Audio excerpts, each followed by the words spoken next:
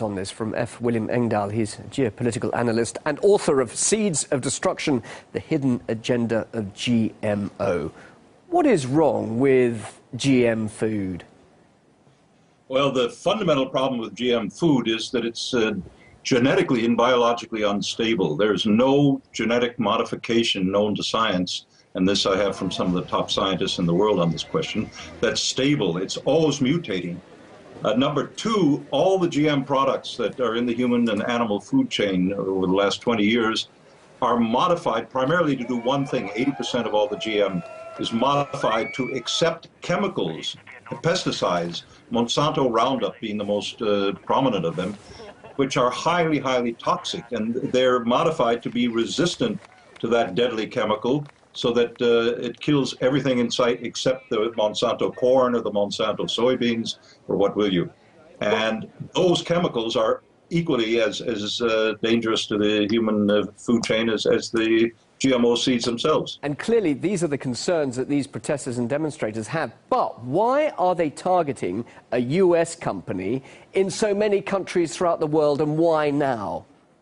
Well, I think for one very simple reason, Monsanto is the company. They are the world's largest owner of seeds. They bought up all these small seed companies to control those seed varieties of wheat, of rice, of corn, and soybeans, and cotton, and so forth. Number two, Monsanto bought up a company that gives Monsanto the patent on what are called terminator seeds, which self-destruct. The seeds commit suicide after one harvest season. So farmers are unable to take part of their seeds and replant them for the next harvest season, something that never in history has been possible before this Monsanto development. But Monsanto is the metaphor for genetic manipulation of the food chain. They are by far the largest. Of course, you have other companies like Syngenta in Switzerland. You have BASF, which is a partner of Monsanto in Germany.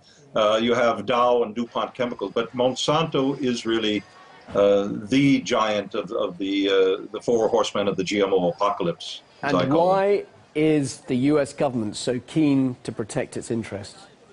Well, I think this is a strategic interest of the US. The agribusiness lobby, which lobbied Bush Sr. as president in 1992, Monsanto went to the White House and had a closed-door meeting with Bush and got Bush to agree to make sure there were no government tests whatsoever on the health and safety of GMO products before they were released to the commercial public. And that was called the doctrine of substantial equivalence. It's a fraudulent doctrine. If you just analyze the name, it's by no means scientifically rigorous. So there have been, up until recently, no long-term tests beyond what 90-day short-term studies Monsanto gave to the government to say, oh, everything is hunky-dory. Well, it turns out evidence has been uncovered of whistleblowers who say we were forced to alter the scientific data for Monsanto, so it showed that the results were positive. So you have the fox guarding the chicken house here with Monsanto verifying the health and safety of its own products. But it's the idea of a monopoly on seeds, a patented monopoly on seeds worldwide, that makes the whole question of Monsanto and the GMO question so extremely important in so many countries. They are trying everything to bribe and influence the European Commission in Brussels.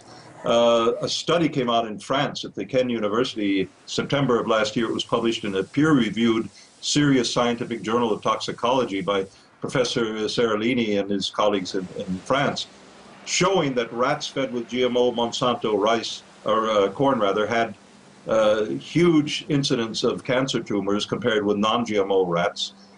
They had enormous organ damage and death rates 5 times that of normal rats. And the study was suppressed.